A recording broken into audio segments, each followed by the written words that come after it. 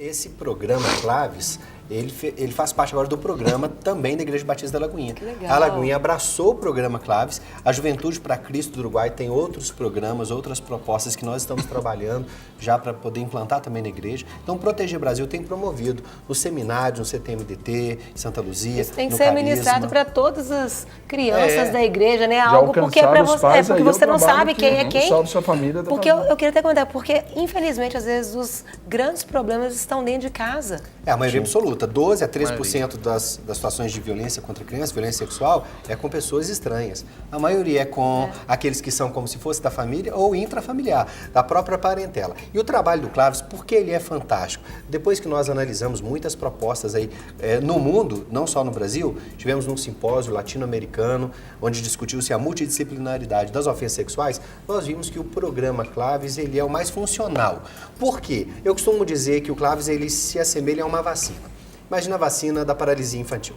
Você aplica a vacina na criança, ela não fica doente, ela não vai ficar paralítica. Mas se a doença chega, a vacina faz efeito e ela combate a doença. As informações do Claves, elas protegem a criança, mas elas não causam um efeito colateral. Por exemplo, as escolas, muitas vezes, pode ter um programa ou outro de instrução da sexualidade que vai despertar uma precocidade, um interesse para a prática. Como se eu falasse do efeito da droga, ou seja, a criança vai querer ter... Experimentar para ver o que é. O Claves funciona como? Ele trabalha 3 eixos principais, com a criança, especificamente com a criança. Eu e o meu corpo, eu e as minhas partes íntimas, e eu e o próximo e o outro. Ela aprende a se relacionar consigo, com as suas partes íntimas e com as pessoas ao seu redor. Assim ela sabe se proteger. Essa oficina chama Brincando, nos fortalecemos para enfrentar situações difíceis. Legal. E eu queria finalizar essa parte do Claves falando o seguinte, o que eu observei nesse trabalho, eu também já fiz o curso Claves 2 vezes, é um curso fantástico, eu observei que o seguinte, as crianças que são vítimas de violência, de abuso, exploração, estão envolvidas talvez num ato libidinoso, ou seja, uma sensualidade lascívia, e ela não tem discernimento, porque ela é ingênua naturalmente, porque a linguagem da criança não é erótica, é a linguagem da ternura, ela muitas vezes não sabe que está numa situação de violência, de abuso ou exploração. O Claves, então, durante as oficinas, a criança descobre que aquela situação não é normal, não é legal, sem o oficineiro dizer, sem a pessoa que está lidando dizer, com a temática pedagógica proposta. Então, se a criança está sofrendo abuso, ela consegue dizer e ser protegida pelo professor, ser encaminhada para uma equipe multidisciplinar. Agora, tem uma outra situação. Se a criança não está sofrendo situação de abuso, mas ela vier a passar a situação, depois do Claves, ela sabe se livrar. Por exemplo, tivemos uma situação numa igreja, onde um abusador, um pedófilo entrou, tirou a criança da sala e a criança viu que aquela era uma situação... Ela não conhecia Ela aquele gritou, pedófilo. não conhecia, ela gritou. Gritar é um fator de proteção. Perguntando a pedófilos, por que você abusou de uma criança e não da outra? Porque a outra gritou, ofereceu resistência. Então, se a criança não está sofrendo e vier a sofrer, ela consegue se livrar dessa situação. E a terceira é a questão que os pais podem ficar tranquilos e enviar os seus filhos para fazer a oficina do Claves, é que se ela não está sofrendo abuso e não vier a sofrer, o programa não desperta nela a precocidade, precocemente o interesse pelas práticas sexuais. Então, ela continua saudável, naturalmente inocente para a situação e vai aprender mais a fundo lá no futuro, quando tiver os seus hormônios impulsionando para o interesse com o namoro e etc. É isso aí. Doutor Serlon, aqui nós temos uma matéria da revista Veja que diz que o abuso sexual infantil agora é crime inafiançável. Veja bem a matéria. Um projeto de lei que torna hediondo o crime de exploração sexual de crianças e adolescentes foi aprovado nesta quarta-feira pelo plenário da Câmara. O projeto, que vai agora à sanção presidencial, prevê que os condenados pelo crime não poderão ter nenhum direito à liberdade provisória, anistia ou indulto. Além disso, o texto aprovado também prevê que o ato de favorecer a prostituição ou outra forma de exploração sexual da criança, adolescente ou vulnerável também se torne crime inafiançável, sob a pena de 4 a 10 anos, que deverá ser cumprida em regime fechado. Pode haver progressão do regime, no entanto, somente após o cumprimento de 2/5 da pena para réus primários e de 3/5 para reincidentes.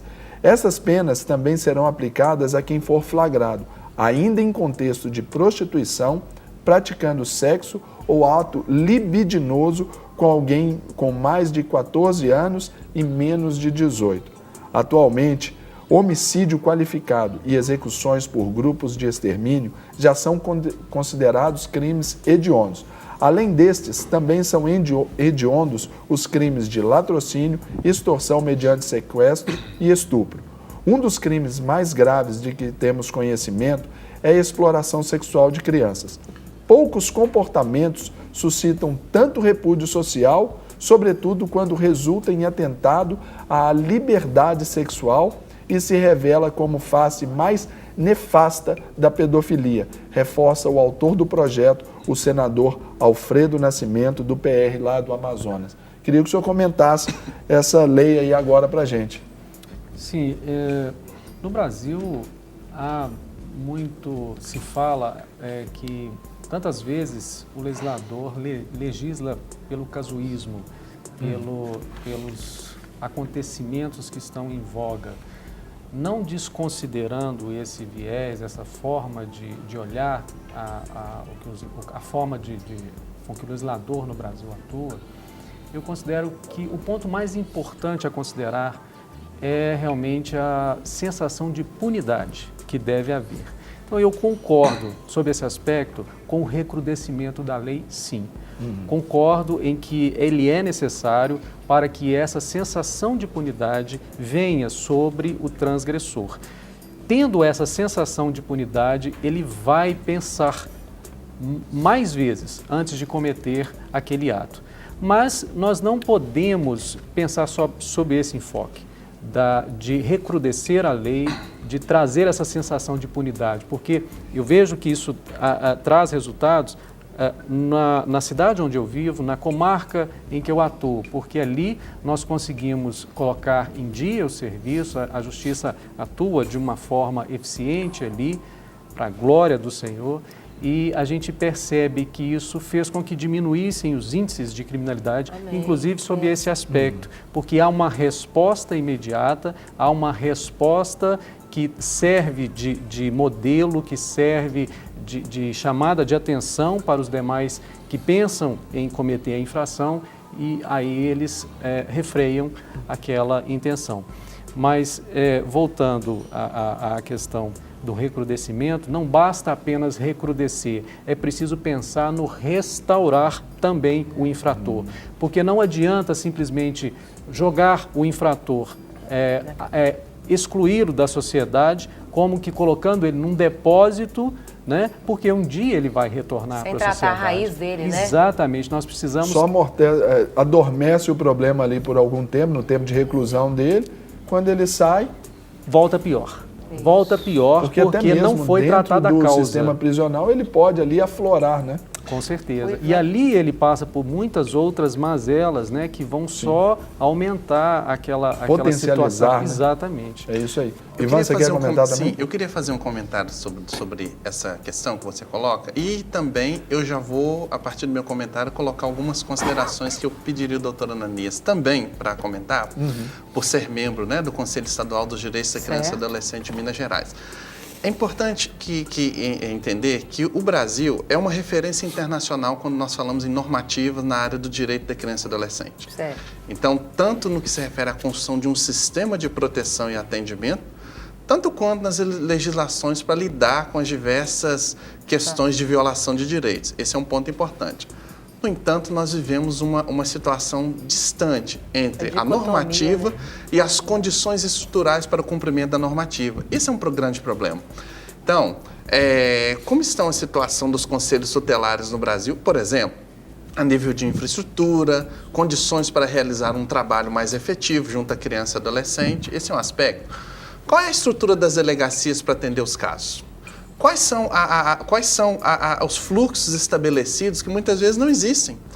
Ou muitas vezes os próprios operadores da lei, quando nós pegamos o sistema de segurança, desde uma abordagem policial, por exemplo, até chegar a uma investigação, existem várias falhas, não só de estruturas, mas também de procedimentos e também das condições de capacitação para que esses profissionais desenvolvam o trabalho. Então, isso ainda é um grande problema. E eu penso que o doutor Ananias podia comentar um pouquinho sobre isso, né? Como que ele percebe essa questão de estrutura? Vamos pegar aqui um exemplo, né, do estado de Minas Gerais. Sim. e outros, mas como que ele percebe essa A questão de prática, estrutura e condições de fazer com que o sistema de garantias de direitos seja aplicado? É evidente que dois aspectos nós gostaríamos de abordar, né? O primeiro é que o endurecimento de penas, na verdade, me parece que nunca foi a solução das nossas problemáticas. Porque à medida em que se endurecem as penas, mas não se criam os meios para que se reconstrua o homem, que tem seus valores hoje todos minimizados, e não se consegue, então, capacitar nem as crianças nem as famílias para ter uma nova ótica da vida, um novo valor de vida. E por isso que se reduz as possibilidades de cada um fazer a leitura do outro a como bem lhe interessa, e não como os valores são mais ou menos traçados. Isso é problemático. É claro que o legislador brasileiro sempre, e aí né, o doutor Serlão tem razão, sempre que há um fato, vem legislações sobre legislações, quando não se dá, na verdade, e tem razão, estruturas mínimas para que se faça uma ressocialização. É importante, não há dúvida nenhuma, de que simplesmente colocar o ser humano enclausurado em algum espaço, e se não der ali um processo verdadeiro, eficaz, né, de reconstrução e da sua socialização, não teremos nada, a não ser o agravamento daquele cidadão. Dizemos hoje, por exemplo, tá, muito bem, colocamos um pedófilo de 10 anos na cadeia, 15 anos, o 217A, que foi falado em 15 anos, de 8 a 15, esse vem falando parece que até 10. E aí, quando ele sai, ele continua sendo aquela mesma pessoa que entrou? Talvez pior um pouco, como ser humano, o que se conseguiu para ele?